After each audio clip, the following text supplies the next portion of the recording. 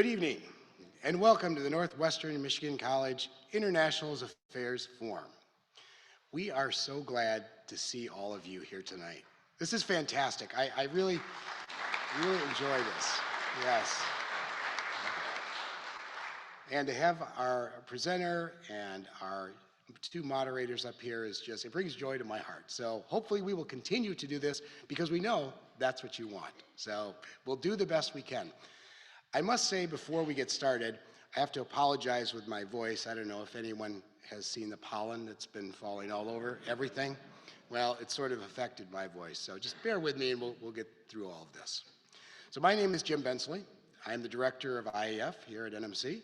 And as I said, happy to be with you tonight. So following 2 years without a traditional face-to-face discussion, tonight we're excited to present live on stage Mr. Bill Clifford, CEO and President of the World Affairs Councils of America.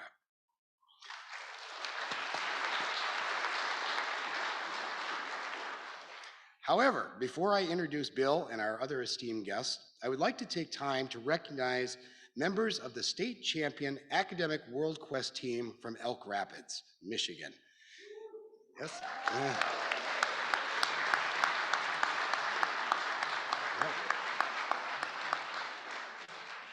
And as you know, this was the team who journeyed to Washington, D.C.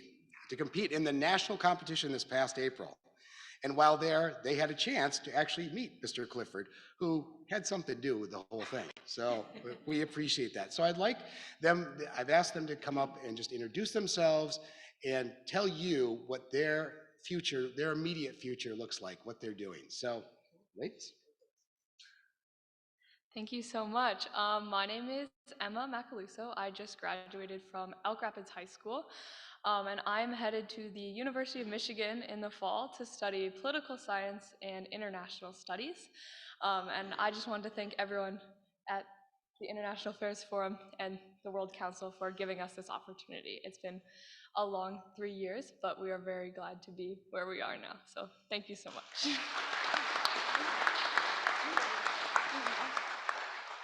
I'm Caroline Ducharme, and I also just graduated from Elk Rapids High School, and next year I'll be attending Michigan State University studying international relations and international business. I would also like to thank everyone who sent us to DC. It was a great experience.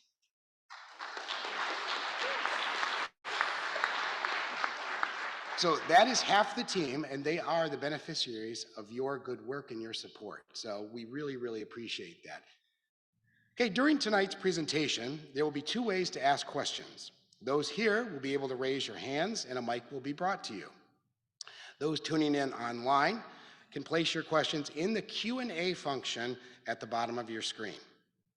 Please understand that we have a lot to unpack in the next hour and we'll try to address as many questions as possible. This evening's format will begin with a statement from Bill, followed by a number of questions from our panelists. Approximately 2/3 into the program, we will be taking audience questions. Please note, our speakers have also asked that I keep the introductions brief so as to allow more time for the discussion. And now, let me introduce you to our headline speaker. Bill Clifford is President and CEO of the World Affairs Councils of America in Washington, D.C., where he leads WACA's national office and represents its nonpartisan, nonprofit network of more than 90 World Affairs Councils across the United States. In March 2017, he was appointed non-resident senior fellow at the Foreign Policy Institute of the Johns Hopkins University's Paul H. Nitze School of Advanced International Studies. Before joining WACA in September 2013, Bill spearheaded the revitalization and growth of World Boston, a WACA member council known for innovative programming, access to leaders, and a tradition of advancing public learning about critical international issues. Previously, Bill served as Asia Bureau Chief for CBS MarketWatch. He got his start in broadcast news with Asia Business News TV and was senior correspondent in Tokyo for CNBC Asia. Bill holds an MA from Johns Hopkins, SAIS, a BA summa cum laude in International Relations and French Literature from Tufts University, and a CEP from Sciences Po in Paris. We also have 2 other esteemed guests with us this evening. In the middle here is Puschel Segal. not a stranger to many of you. She is a former diplomat in the Department of State, specializing in Soviet and then Russian affairs. She and her husband, Jack Segal, opened the U.S. Consulate in Yekaterinburg in 1994 at the height of the U.S. Russian relations, which closed in 2021 as the relations soured. Karen is a Council on Foreign Relations scholar and author with a master's in international relations from Georgetown University. Today, she remains active in facilitating dialogue and education about global issues and is currently leading a strong effort to resettle Afghan families in the Traverse City area. To my far left is Stan Otto. Stan currently serves as co-chair of the IAF Advisory Board and was a senior diplomat in the Department of State with 40 years expertise in promoting international cooperation and understanding, including policy planning, negotiating, and management in Europe, Asia, the Middle East, and Africa. He has intimate knowledge of the government, economy, culture, and languages in Germany, France, and Japan. Prior to the Foreign Service, he was a Fulbright lecturer in Taiwan and taught at universities in Iran and Egypt. He also served in the Peace Corps in Morocco and Cameroon. Tonight's presentation begins with a short overview from Bill, followed by alternating questions from Karen and Stan, and then a time for audience members to weigh in with questions of your own. So without further ado, Bill, let's begin.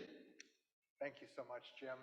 It is wonderful to be in Traverse City. I actually have seen 3 councils in 2 weeks, starting with Charlotte, and then we had a board meeting and council leaders offsite in Colorado Springs, and the diversity and the experience in each of the locations, and especially the warm hospitality I've had these last couple of days has been really, really fantastic, and I'm grateful also that we have academic World Quest students here because that's one of the favorite things we do, I think, in the network. I also want to thank my co-panelists, Karen and Stan, for their support and intelligence. We had a good time last year virtually, Karen, didn't we? And I look forward to saying a few things. But I also want to thank the board of directors, and in particular, Mike Leonard.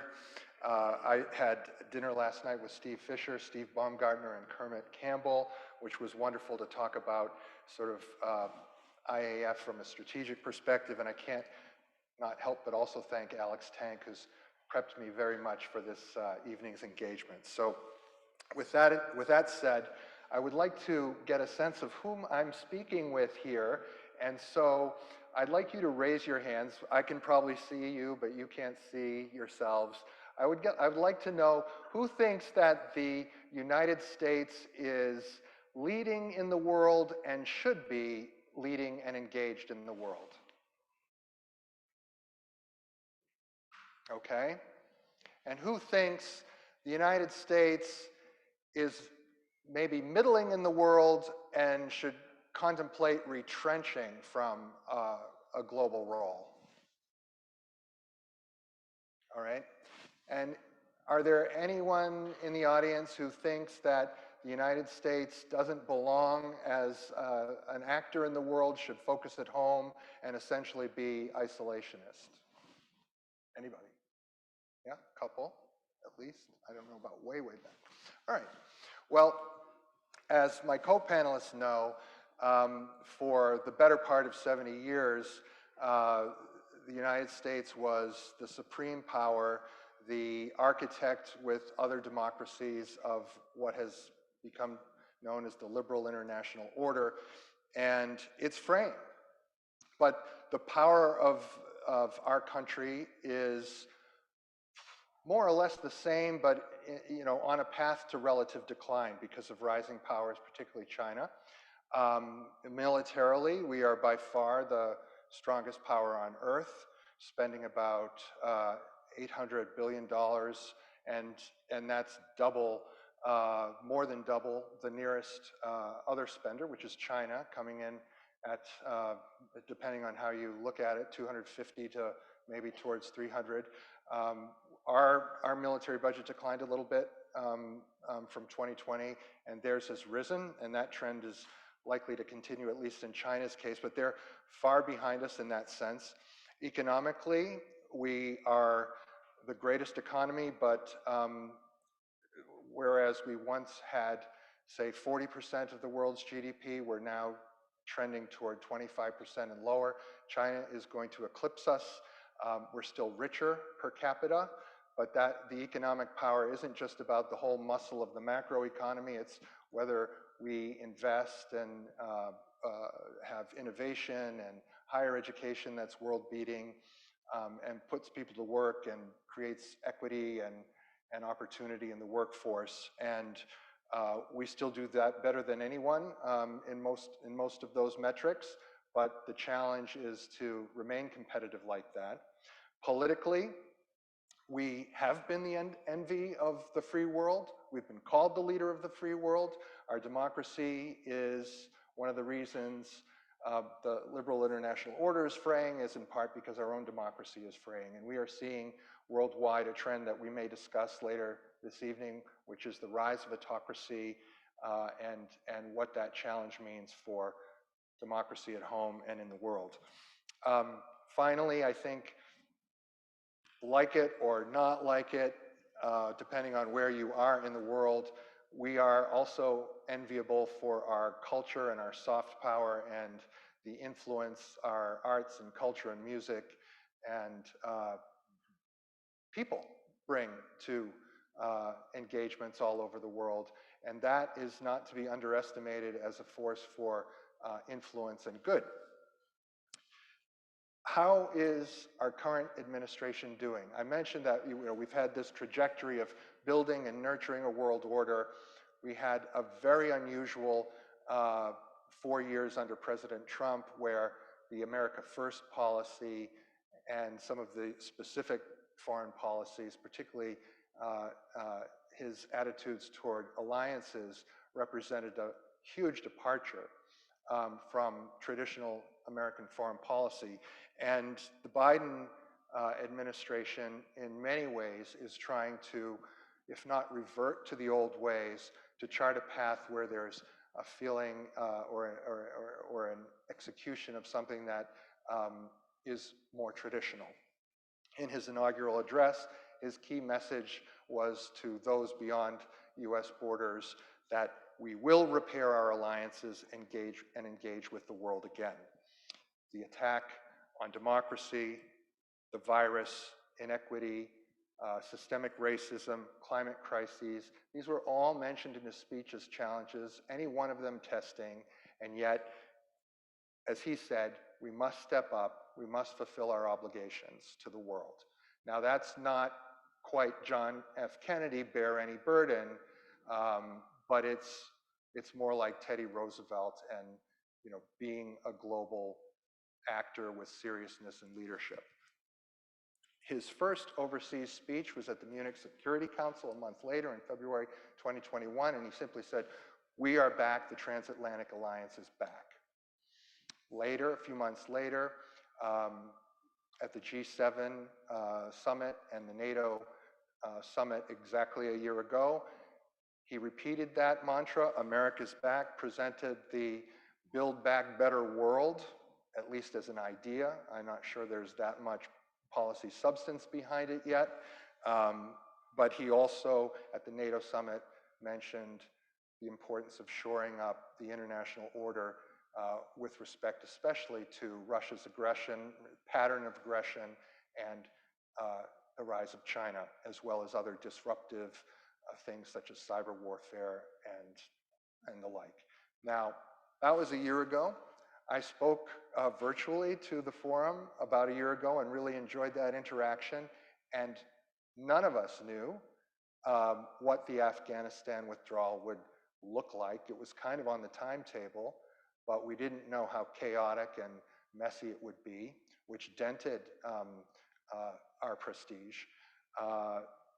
Nor did we know that we would have such a prolonged experience with the coronavirus, Omicron, Delta then, Omicron, BA, and more. Nor did we know really whether inflation would be, as it was emerging then, would be as shocking as it is today, worst in 40 years. The Fed chairman would speak of it as, and the board would speak of it as transitory, but it is 8.6% by the latest numbers, and quite scary, and a top political priority facing the administration. Nor did we know there would be war in Ukraine. And on that note, at least, I would say the administration is living up to the sort of 8 main priorities it presented through a speech by Tony Blinken, Secretary of State, early last year.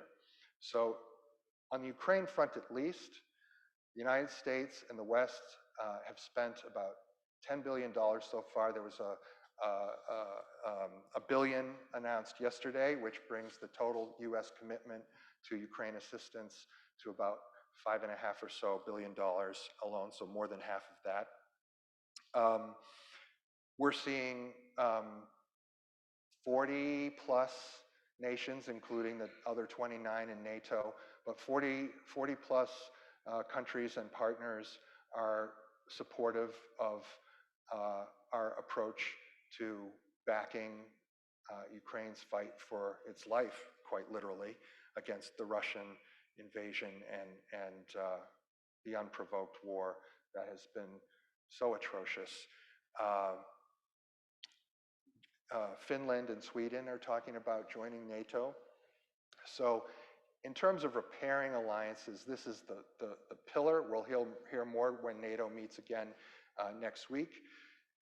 Less maybe progress has been made in Asia, although the president recently visited Japan and South Korea and is trying to talk up an Indo-Pacific trade deal to counter the agreement that Trump and even our Democratic Party candidates for president turned their backs on, which was the Trans-Pacific Partnership, which Japan and others in that grouping ably led forward to what is now the CPTPP.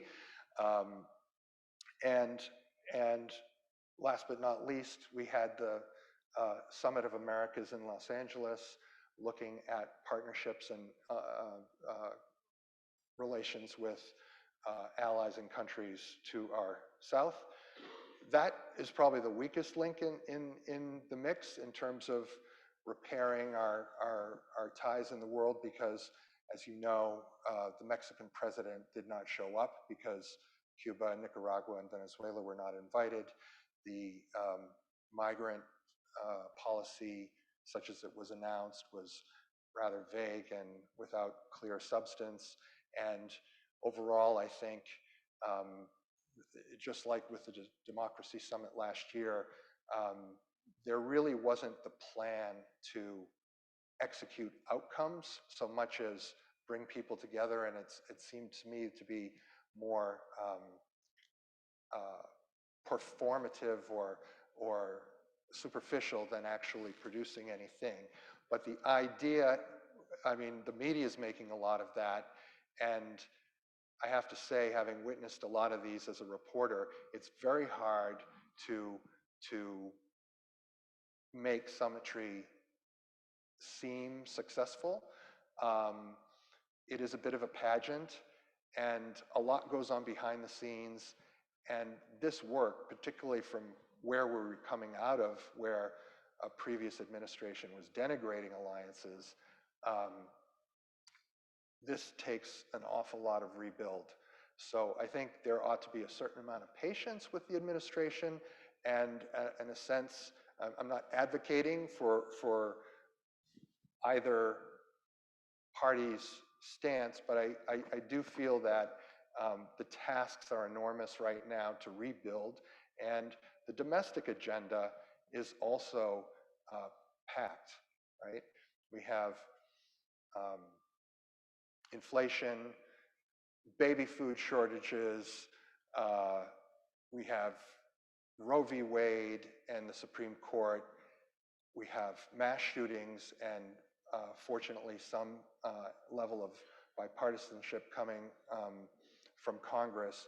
But these issues all demand the attention of the administration, and when you have a hot war going on and the rise of China in the background, it's an incredible agenda, actually, to make forward progress, especially in foreign policy. So I've probably exhausted about 5 minutes there already. I think we can talk about all of these issues, from global health and the pandemic to climate. It is a mashup after all, to relations with rather unsavory leaders that we deal with anyway. And I'll just leave it there, and I welcome your questions. I think that we're going to find that I'd like to hear from you also on solutions that you think we should seek, because a lot of it can tend to be a conversation about how bad things are and how far progress seems to be made. But let's see if we can get to what success would look like too, as we examine the U.S.'s role in the world. Thank you. Okay.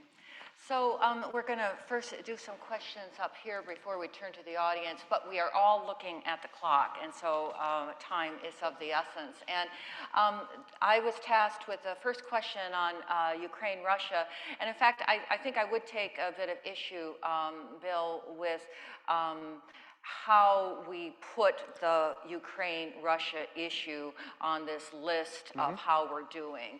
I think, yes, we were all heartened of Ukraine's ability to push Russia out. I think Putin clearly miscalculated. I think he will pay a price for that at home.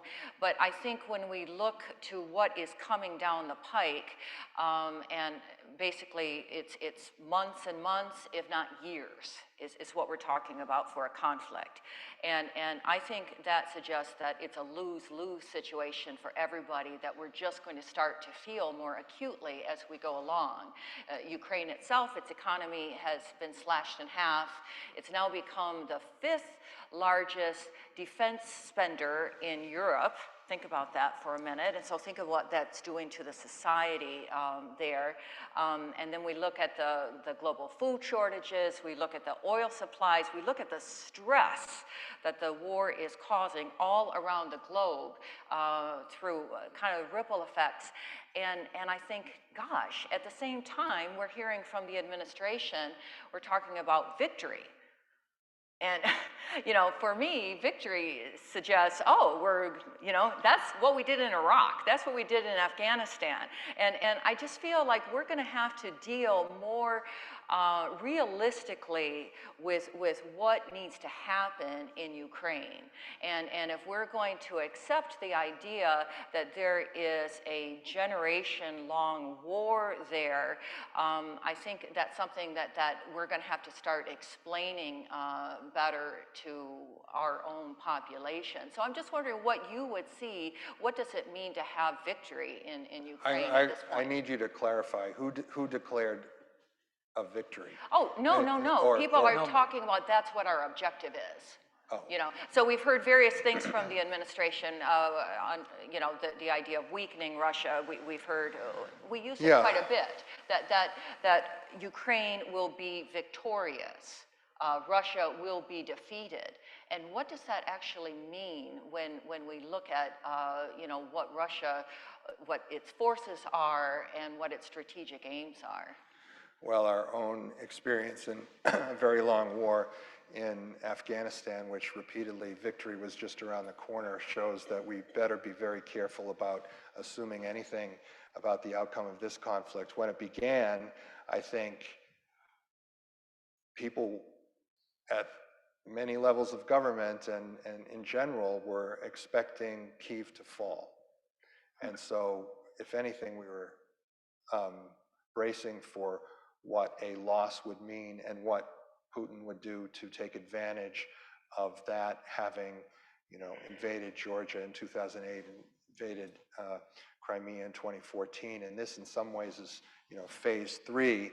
And given the resilience and the resistance, and with, significant arms and financial support from the U.S. and allies, Ukraine has done amazingly well and inflicted huge costs on a Russian army that clearly wasn't prepared for this outcome. Putin miscalculated. It's hard to determine whether he is, how isolated and weak he is at home, but there have been Russian diplomats at the UN leaving. He's fired several generals. Some have been killed. They're looking at massive casualties. They're employing some strange conscripts. Some of those who, according to our intelligence, are demoralized, and we know they're also committing heinous crimes against women and children as well. But I agree with you that we're likely to have months and possibly years of conflict if Russia actually, since it was not able to win in the other theaters, if Russia wins in the Donbass, it sets itself up for perhaps a pause, perhaps a regrouping and a further offensive later this year that could be very destructive if it retries Kyiv a second time with more power. There's also the fear that this could turn into potentially a nuclear conflict. So keeping that at bay, it's a very fine, there were the issue of the Polish planes and what we should actually do. Should we become involved to an extent more than we are now with troops? That would be a very provocative thing. So I think it's more likely to be a grind, and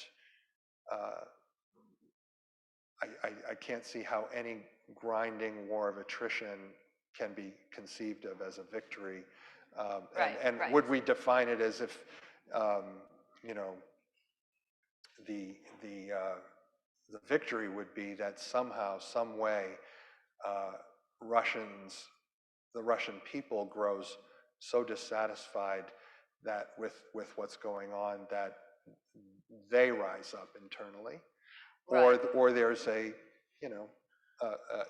abetted coup. Right, but I think in terms of our policy choices going forward, I mean, we do have talk is increasing about some sort of negotiated settlement. Now that is extremely complex, but why would we kind of say, oh, we'd prefer a decades-long war to finding a settlement? I remember Zelensky just 2 months ago making a reference to how people were more important than territory.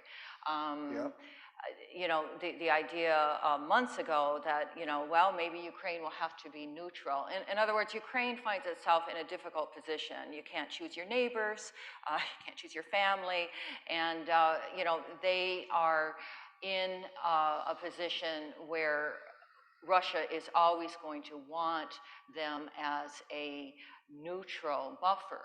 We can't change Russia's strategic thinking either. I put Putin on one side. I think he is extremely arrogant. I think he has miscalculated, but I also think that there are core Russian strategic interests that it behooves us to simply think about. I've also seen, anytime we start hearing kind of people on either end of the spectrum talking about what needs to happen, oh, sure, we'll dismember Russia, we'll weaken Russia. We have to remember, whether it's Russia or China, that we have to deal with the countries in some ways as they are. We have to be realistic about what our objectives are and make sure that it's actually something we can achieve and not just something that we desire, right? So I think that prior to the February 24 invasion,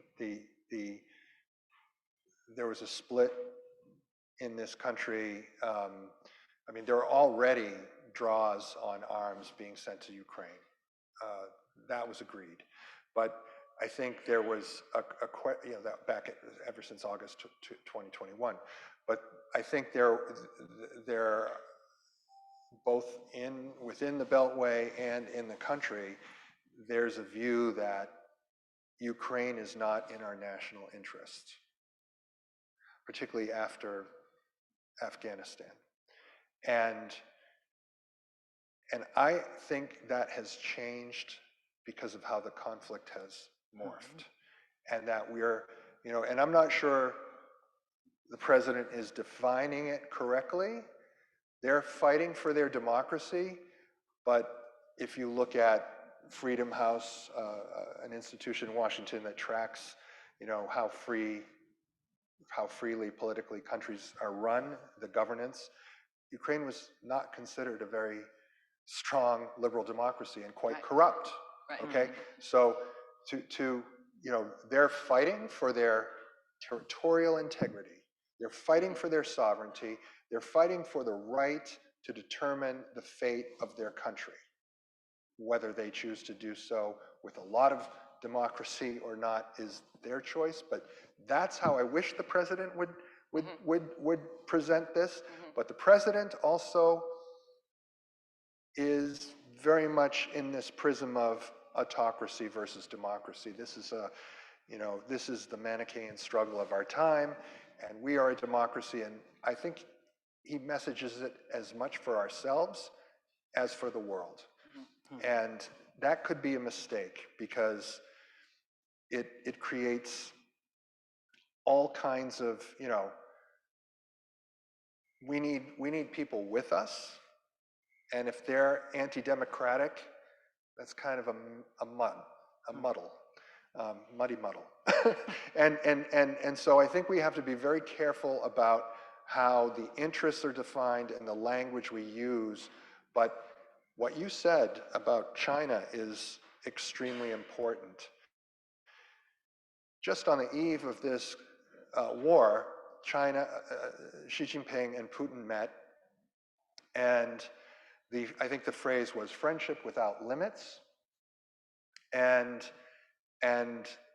that caught the Western world's attention as, that's the other side, that's the non-democratic side, and they're teaming up, and how poorly Putin has miscalculated, how well the Ukrainians have done, the speed and intensity with which the U.S. and NATO and non-NATO members are articulating what they're going to do has to sort of impede the thinking and the timetable Xi Jinping and his colleagues might have vis-a-vis Taiwan. Yeah, maybe I could follow So that's up important. on that. Yeah.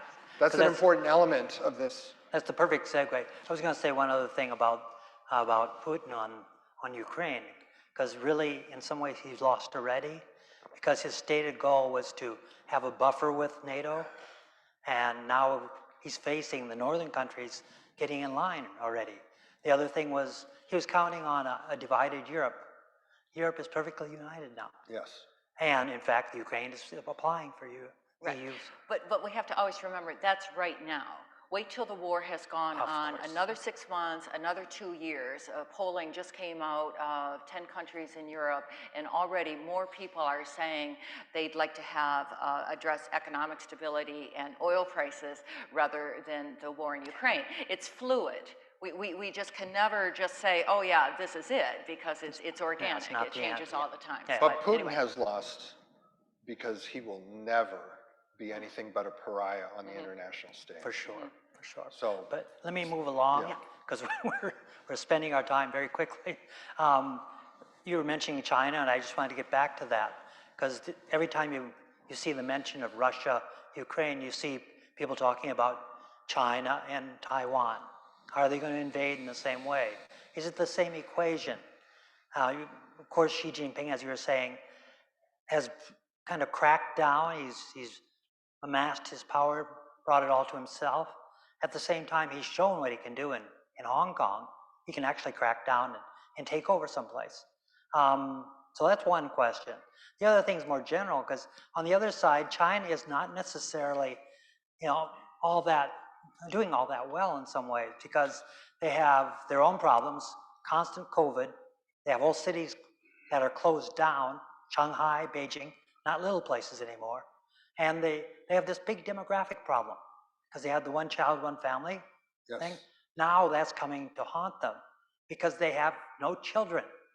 And they're the fastest aging country in the world. mostly male. I mean, so you look ahead, where's it all going to play out? Are they going to, first of all, Taiwan, I mean, that's a hard slog. And then the other thing is their future. They have real weaknesses. How are they going to do over the next 20 years?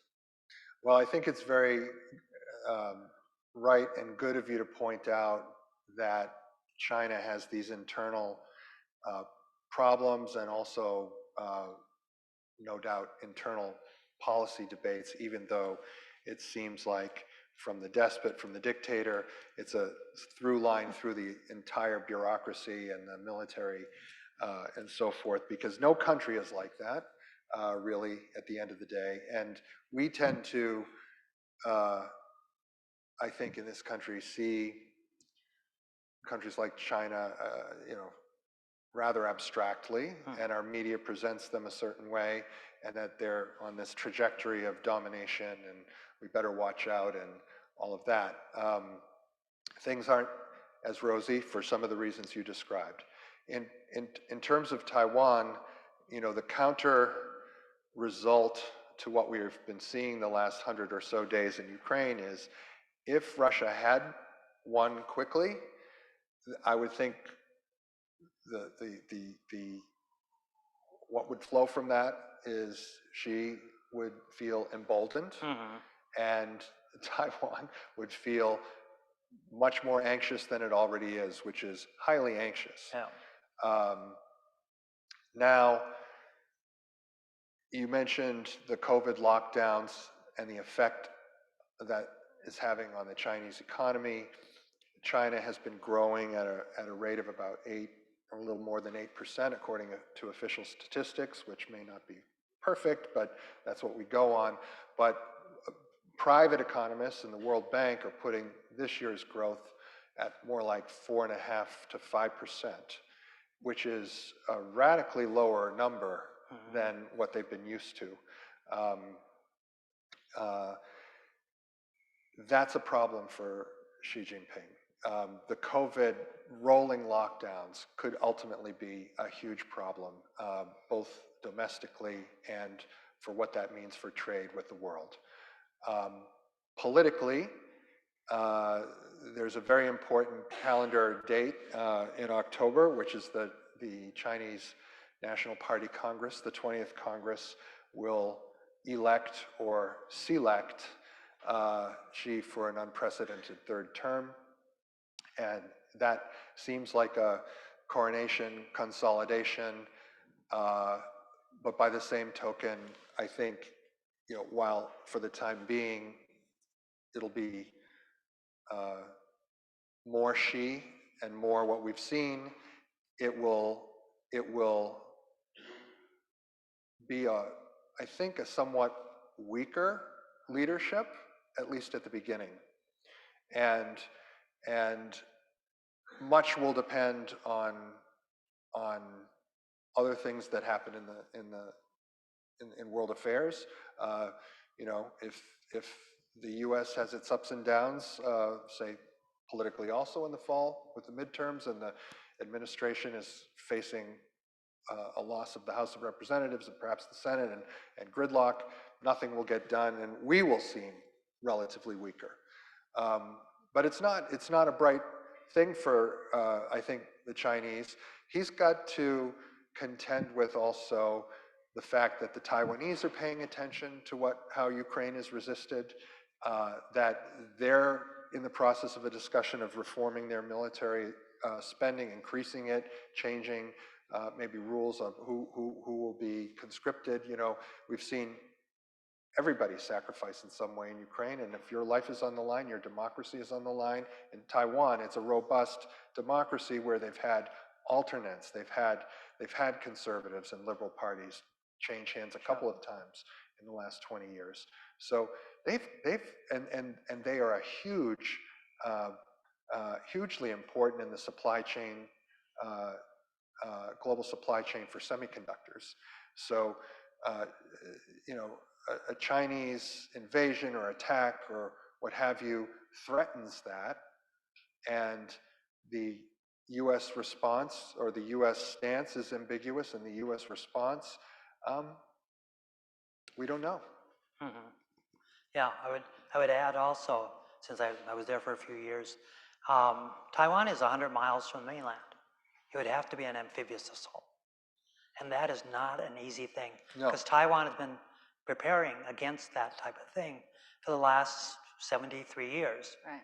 since 49. So that's all they do. Everybody's conscripted. That's just normal. So it'd be a very different kind of struggle, I think. Yeah, I mean, I wonder if going back to where you started, Bill, and that is, the post-World War II order is obviously changing completely. And even when we look at Ukraine, Russia, or Taiwan, China, it's not so much that democracy is under attack, leaving aside the nature of government. It's the question of whether borders are going to change. And we have had relatively static borders, at least in terms of the Western world, for all of these years. But the fact is, in 1,000 years of history, countries, if they perceive that they have an interest and they perceive that they can get away with it, they're going to change their border. And so that's what I see. I think we're really at an inflection point now that the people who I think are most shocked in Ukraine are the young people. The people who did not, no memory of World War II, no memory of the East-West divide, no memory of Soviet troops going into Hungary or the Czech Republic or the U.S. positioning Pershing missiles in Europe. No memory of any of that. You hear on the news Poles saying, we're European, and Ukrainian young people, we're European. Russians, we are European. And so this is such a shock to them to have this ripped apart. And I feel like it's another example of how we're not going to be able to transfer to our future generations the world that we have enjoyed for the past 70 years. Now, this is ignoring all of the other conflicts out there, but involving, brown people and people that don't touch us, right? I'm sorry, I'm being very ironic here, but we're not counting all the wars that have taken place during all this time. But I think intrinsically right now we're at the point, will borders start to change again because countries can get away with it and do that? And why have we changed that much as people? My guess would be that is going to start to happen. But these young people, it's a total shock to them. Well, it raises a lot of questions about what is a just war, what constitutes reasonable arguments for intervention, and really the principle of territorial integrity is the thing that is enshrined in UN Charter and multilateral documents that yes, you're absolutely right. I mean, it would open the door to claims and counterclaims in Southeast Asia, Latin America, Africa. But isn't that the segue to talk about climate change? Because in point of fact, as we look ahead to the next 20, 30, 50 years certainly, so many countries' borders are going to be affected. And now we have 100 million displaced people in the world, more than we've ever had before, and they're fleeing all of these, not just conflicts, but what's happening in terms of climate, and it's just going to grow. And so what happens to borders then? Yeah. I mean, I think conceptually, it's something that our world is simply going to look much different as we move forward. Well, I think the answer there is to, and sadly,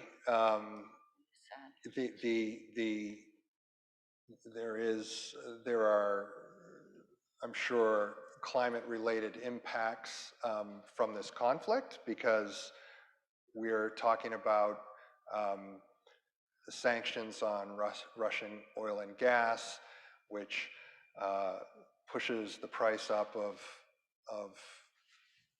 what we pay at the pump and elsewhere. And so we're talking about releasing barrels from our strategic reserve, negotiating with Saudi Arabia and Venezuela so that they produce, they increase production of fossil fuels. So there is a through line to, we're gonna get dirtier before we get cleaner because, in part because of this war. Climate, Biden identified as one of his 8 priorities, and in the first day of office rejoined the Paris Climate Agreement, which was another one that President Trump had withdrawn from. That is hugely important that 195 nations are all going to experience an aspect of this existential crisis. We don't have the commitment or maybe the language or the tools to have global governance on this scale that we need. There's mitigation, there's adaptation, there's resilience, and what Paris and the COP annual talks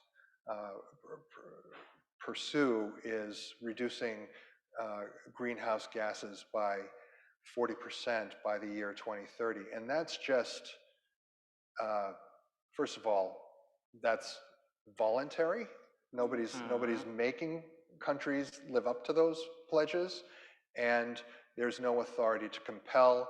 And if we miss, what does it mean? We miss a desirable agreed target, which may be far short of what we actually need.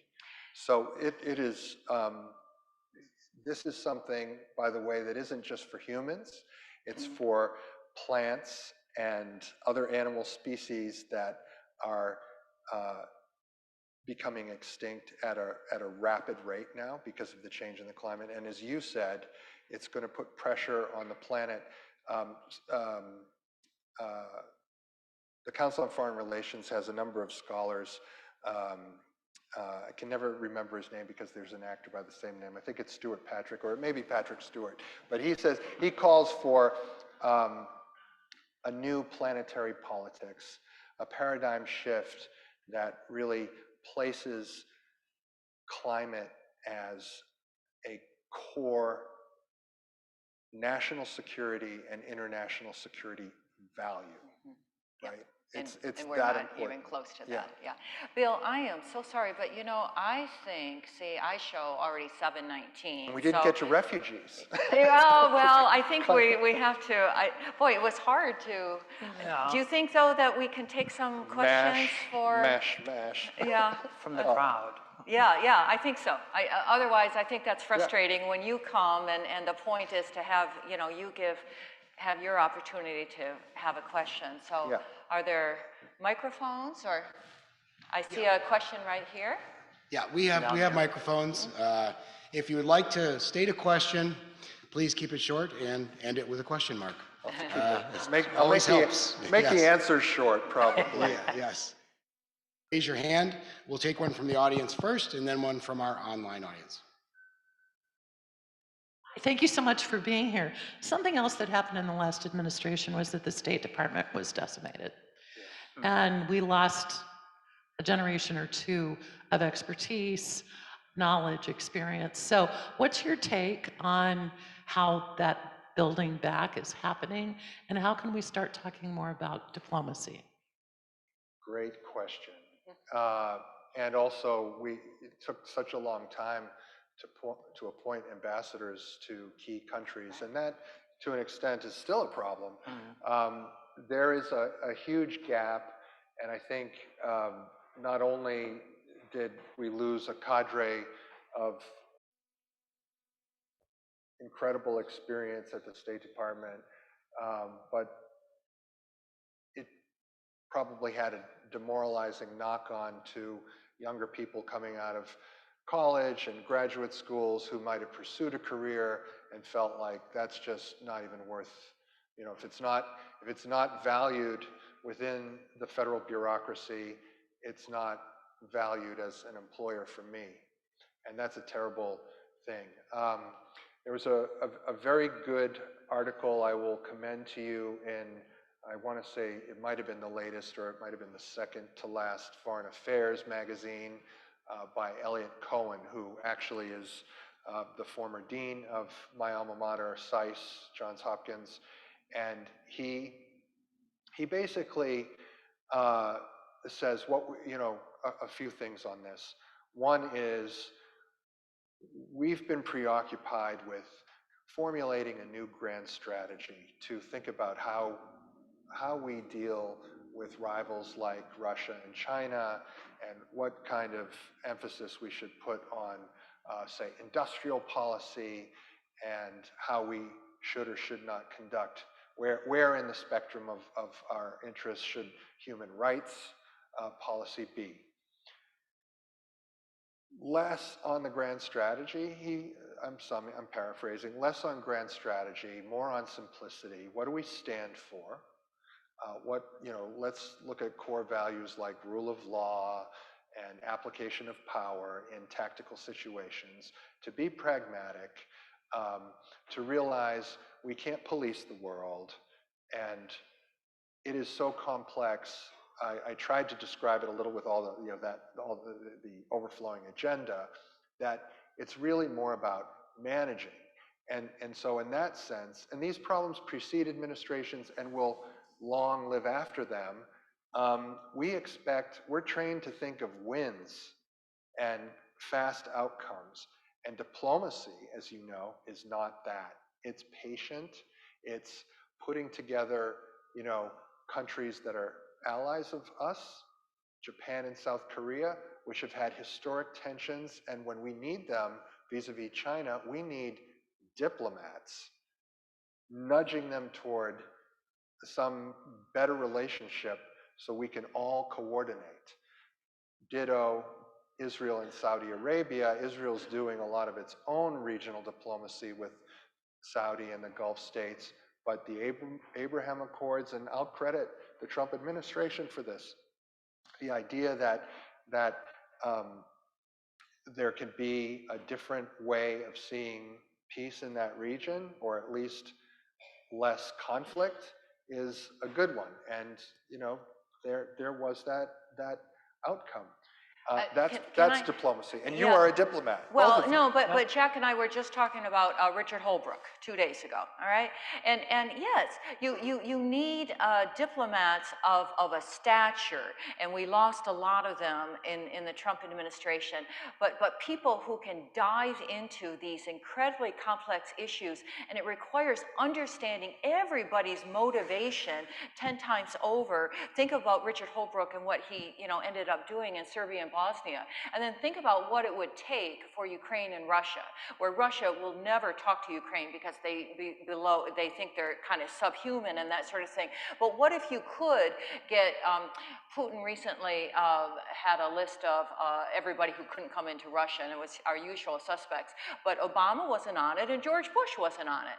So I mean, it would mean taking a chance. But what if we were to say we have to start talking to everybody, support Macron, support other people, and say we don't want a war to go on for 10 years, because we know what that looks like. We just have to look at Israel and Palestine to see where we go with that.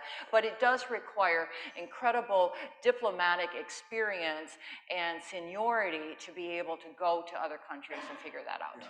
I just want to say, because this is such an important thing, and World Affairs Councils around the country, a lot of them are doing, we had some recent Engage America National Speaker Series working with the American Academy of Diplomacy, Ron Newman, who is an ambassador to Afghanistan, and to talk about the state of the State Department. And actually, budget matters. There needs to be money to make personnel hires. There needs to be money to not only assist countries in distress, but money to foster international exchange programs that bring visitors here and send Fulbright scholars there and the like. But I think the thing about, interesting, I mean, Richard Holbrooke is one of the greats, and there seemed to me to be a proliferation of special envoys over the last, 15 or 20 years, and that's not just, I mean, by and large, post-Clinton. Is that what we need? Superstars, or do we need more people in embassies around the world? Another factor is it's been just dangerous. It's dangerous to get out. I think our diplomats in many countries are just in the compound and not able to do the important work of, really getting to know the influencers and the common people in the countries in which they're serving. Well, that's a really valid point, because we need more bodies all across the board. Because we were decimated, and there were a couple of years under Pompeo where nobody was brought in. Yeah. So a lot of the numbers have gone down. I mean, Yeah, but I think there's an effort. There is there's a recruitment effort. There are other organizations like I can't remember what it stands for right now. I don't want to say it wrong. AFSA and other institutions in Washington where retired diplomats circulate and mentor and so forth, and we need that. Every other country does it, Great, thank you. Very interesting. So I'm going to take one from online now, and this is, I believe this may be a former student of mine, and she says, I like the way she puts this. She says, could you talk about the global supply chain and the New World Order? And I think she's maybe saying that, facetiously, but how does that figure into where we are now and where we will be in the next 2 to 3 years? I have to say, to bring this back locally, so I was looking up supply chain. Yeah, that's going to be what dominates our thinking for this past year, right? It's everywhere. So I was looking for a Traverse City supply chain. There are 24 jobs at all sorts of companies that are all supply chain people. And I think that underscores, pretty good paying too, and it underscores that this has become such a central thing, is how do you create the supply lines and the logistics because we're also challenged by it today. But please, Bill. Well, for the New World Order, the question is it globalized like the last, say, 25 or 30 years have been, a pattern of globalization that allowed for businesses to set up just-in-time systems and to move storage facilities and transport facilities and shipping, and on the receiving end, this very complex network where you order it and it's there and it's cheaper than ever. And China was a big part of this system, and COVID, as we all know, disrupted it to make the supply chain was probably one of those bubble words that was the word of 2020 and into 2021. I think to an extent it caused inflation, and it is being supplanted by inflation because that really hurts. Turns out we don't like dropping our money, dropping more money for something than we're used to paying. We can moan and groan about it not getting there on time. We'll suffer that, but we really respond a little differently when things cost a lot more. What I heard at a recent conference I attended in Doha, the Doha Forum is kind of a Davos-like event. The IMF director, Ms. Georgieva, was saying we're moving from just in time to just in case. We learned that we have to keep a certain inventory after all for emergency situations. And we're also responding. We in this country, our multinationals savor at the access to 1 billion Chinese, but we realize that there are all kinds of costs that come with locating resources there and investments and looking to sell into it. A lot has shifted to Vietnam and Thailand and other countries in the region, and diversification is probably one of the biggest changes that's on the way. But I think also we're not out of the woods on this disruption. The war is showing that with food and fertilizer. Russia and Ukraine together account for 30% of wheat and barley exports to the world, and a good number of countries, 35, 36 or so, are suffering greatly because they import 50% of their grain from Russia and Ukraine, and that's, Russia's deliberately blocking ports.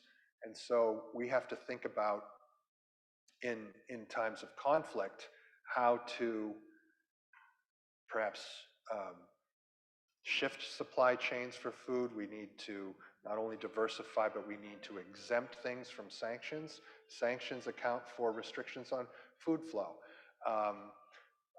Export restrictions that countries are placing because they want to keep their food home now are causing the price to go up everywhere. Import subsidies cause the price to go up. So we need multilateralism in trade and tools to make sure that food is going to get to people who are vulnerable. Okay, let's take a question from the audience. Raise your hand, and Caroline will bring down the microphone. Here we go. My concern is really democracy, and I believe that our two-party system is broken. And I've traveled most of the world, probably 70 different countries on business, and wherever there's been a dictator, eventually they fall. And we don't seem to be talking about what we do to save our democracy. It may have started with the 13 colonies when the compromises were made to form the Electoral College and put no rules on how the representatives would be elected, and now they are elected by the legislatures, and the legislature, which is in power, decides how to do it. And the same thing goes with the drawing of the voting districts. We've completely, Michigan's the only state that's taking some action to put it back in the hands of the people. My question to you is, what's being done to overcome these things? We need some sort of constitutional amendments to stop what's going on, or we're going to go down an autocratic path, which is unreal. Maybe it's something like you can't be elected to office unless you get 50% of the vote. So you're asking what's being done, right? That's a great question. I think let's what do you think, Bill? What is being done? Can I put a finer point on it, Sure. and then Bill can give us the solution? But government ultimately I'll be running for president. government ultimately has to get stuff done, right? That's how they're judged. And so if we're not getting stuff done, and then we look around to other people and or other countries, and then we say, well, how are they doing? But ultimately, that is the test. And in this country, yes, we are not getting things done anymore. We're not able to make decisions anymore. But please, Bill.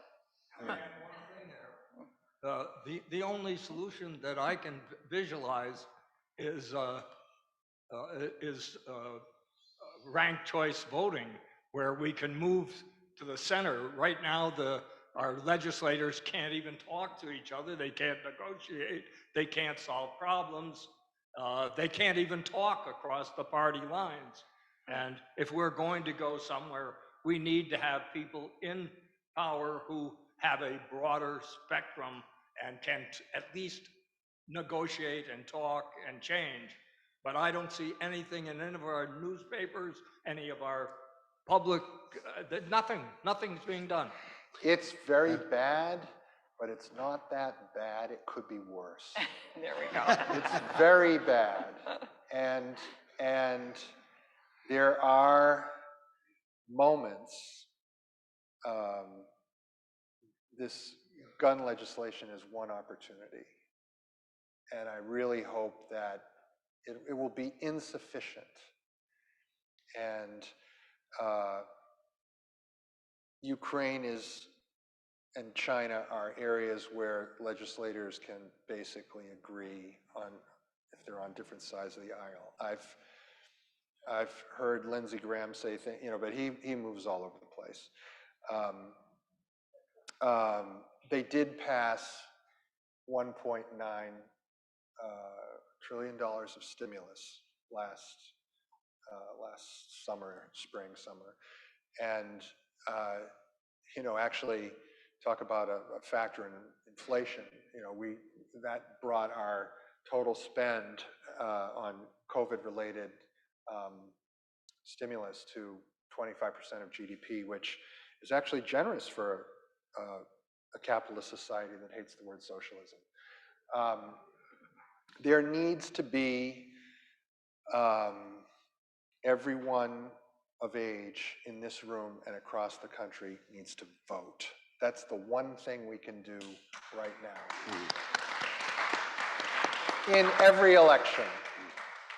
And we need to vote because whatever you all think about a certain issue or not, we do have data that well over 70% and probably now over 90% of the people want more gun control in this country because those shootings of children is nothing that anybody can believe should warrant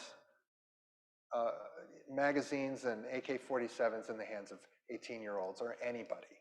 We just don't need those guns on the street, period. And it isn't a question about rights. Those rights are protected.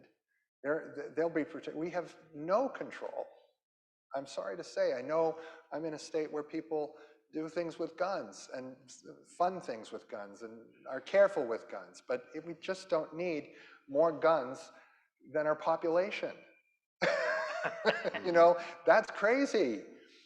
And there are similar large percentages. I know I'm going to step in it. I'm going to step on, and somebody's going to say you're partisan. I'm not partisan.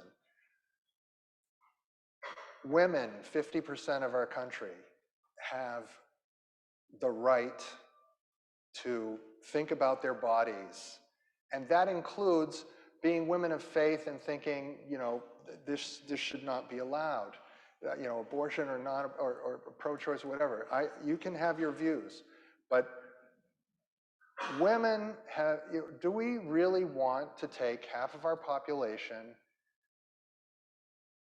back to the 18th century because 9 justices say so, who are mostly men? I don't think so. I mean, I want somebody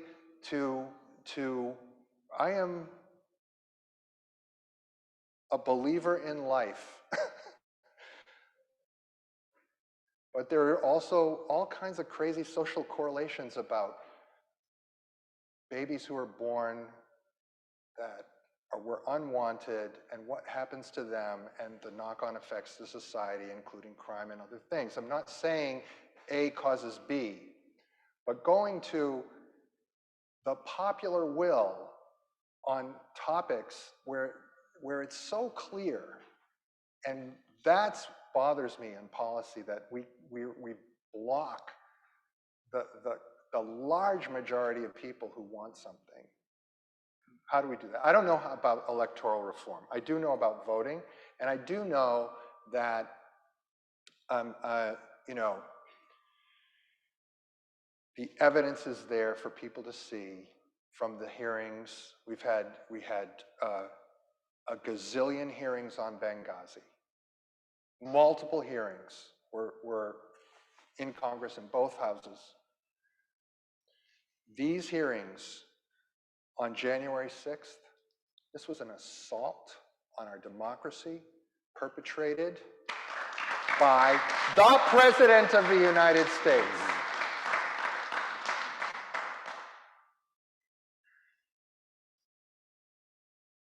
There may be good policies from 2016 to 2020, there may not be. But that act and what followed is sinful for our democracy. The evidence is there. His own Attorney General, an arch conservative who also served another president, said he's detached from reality. The results of those elections in those other states were what they are. We can't have big lies in this country. We're eating ourselves alive. And the votes count, vote. And listen to people who articulate policies of substance. That's the people we need to elect. And let them debate. I did serve on the Hill, low level, and okay, so you can identify my politics, perhaps. Actually, my first political candidate I supported was John Anderson, the Republican from Illinois. I'm from Massachusetts. That was my first election. I thought Reagan was scary and Carter was weak, and he was practical. I worked for mostly Massachusetts congressmen briefly, and I became an independent journalist who believed in capitalism and, you know, free trade, which used to be a Republican position until it wasn't. But Tip O'Neill and Ronald Reagan could talk to each other. And we need to get back to that. We just need to get back to that. And it's like town halls like this where I know there's a spectrum here, and I respect it. I respect everyone's views, but I can't respect dishonesty. Ignorance is another thing. There's dishonesty, there's denialism, and there's just blissful ignorance. Well, Bill, I'm sure. That was a lecture. That was a lecture, sorry. This is not the World Affairs Councils of America view. You're invited conversation, and so that's just my experience and my thought. Well, thank you for that statement, and for all the young people listening or here tonight, please, what he said about getting out and vote and getting your peers to the election booth or to the voting booth is critically important. We stress that all the time here at NM State, and so I think that's very good. Because actually, there's going to be a lot of hypocrisy about dealing with really ugly people in the world who are autocrats, and there's always, you know, Jeane Kirkpatrick, who was the UN ambassador under Reagan, wrote a famous article called Dictators and Double Standards. And foreign policy is just like that because, you know, we do have to be realists, and our interests as this special nation is our values of freedom and law and justice and human rights, frankly. We don't, you know, we're a mess historically, but we're perfecting it. And there will be double standards. There is rising autocracy. It's a dangerous world. Crying out for US and Western leadership, actually. It's a dangerous world, but we tend to this democracy, our democracy. If we tend to it, the rest we'll handle. And that's a real good segue to one of our fall programs. We are going to be looking at There it is. autocracy and democracy. So, you know, join us then. But for now, thank you, Bill. Thank you, Karen. Thank you, Stan. Boy, we appreciate your risky insight. ending. Yeah. Regarding these important global topics. So, thank you.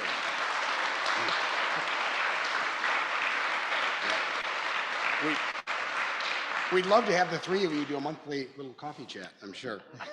So, I would welcome your emails. I would welcome your dissent online. We want a program for everybody. And I like the free flow of ideas. That's what, you know, we can do it politely. That's the thing that we forget. And we can't, there's no room for violence in this conversation. Yeah, thank you so much. Yep. Thank you for supporting the International Affairs Forum.